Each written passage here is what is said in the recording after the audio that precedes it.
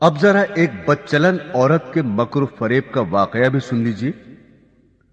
بنی اسرائیل کے یہاں ایک پہاڑ تھا جسے وہ بڑی عظمت والا سمجھتے تھے اور اس کی بڑی عظمت و توقیر کرتے تھے، اور اگر کسی بات کا فیصلہ کرتے وقت قسم کھانے کی نوبت آتی تو اس پہاڑ پر چڑھ کر قسم کھاتے اور اسے وہ سچا سمجھ لیتے۔ اس شہر میں ایک خوبصورت عورت تھی جس کا ایک نوجوان سے ناجائز تعلق ہو گیا۔ عورت نے اس کو اپنے مکان میں بلانا شروع کر دیا۔ شوہر کو شبہ پیدا ہو گیا۔ بیوی سے کہا کہ مجھے شبہ ہے کہ میری غیر حاضری میں کوئی تمہارے پاس آتا ہے۔ عورت نے انکار کیا۔ شوہر نے کہا اگر تو سچی ہے تو پہاڑ پر چڑھ کر قسم کھا لے کہ تیرا کسی سے ناجائز تعلق نہیں ہے۔ عورت نے کہا ہاں، میں کل پہاڑ پر چل کر قسم کھانے کو تیار ہوں۔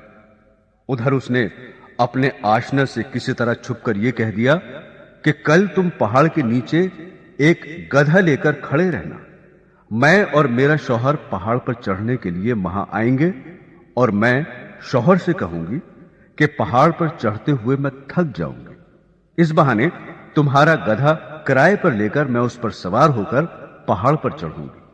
تم گدھے والے کے بھیس میں وہاں موجود رہنا اور گدھے پر مجھے سوار کر کے میرے ساتھ ساتھ چلنا۔ چنانچہ جب دوسرے روز میاں بیوی پہاڑ پر چڑھنے کے لیے گھر سے نکلے اور چلتے چلتے پہاڑ کے پاس پہنچے تو وہاں اس کا آشنا گدھے والے کے بھیس میں گدھا لیے کھڑا ہوا تھا۔ عورت نے شوہر سے کہا چلتے چلتے میں تھک گئی ہوں، مجھے یہ گدھا کرائے پر سواری کے لیے دو۔ شوہر نے گدھے والے سے کرایہ مقرر کیا اور بیوی کو گدھے پر سوار کر کے تینوں پہاڑ پر چڑھنے لگے۔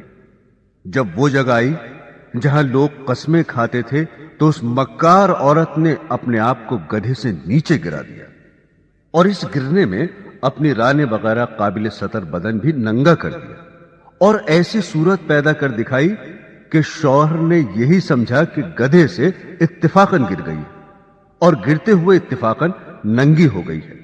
وہ جھٹ اٹھی اور اپنا لباس درست کر کے پہاڑ کی قسم کھانے والی جگہ پر کھڑی ہو کر کہنے لگی میں قسم کھاتی ہوں میرے ننگے بدن کو آج تک تمہارے سوا اور اس گدھے والے کے سوا اور کسی نے نہیں دیکھا۔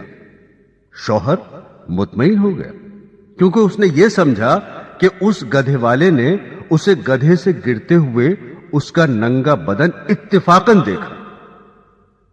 تو دیکھا آپ نے، عورت جب مکر و فریب پر آ جائے تو ایسی چالاکیاں دکھا کر شوہر کو بے وقوف بنا دیتی ہے، لیکن یہ پتہ نہیں کہ آج یہ گناہ کسی مکر و فریب سے چھپا بھی لیا اور کسی کو پتہ بھی نہ چلا تو کل قیامت میں یہ بات نہیں چھپے گی، اس لیے کہ اللہ کو سب کچھ معلوم ہے۔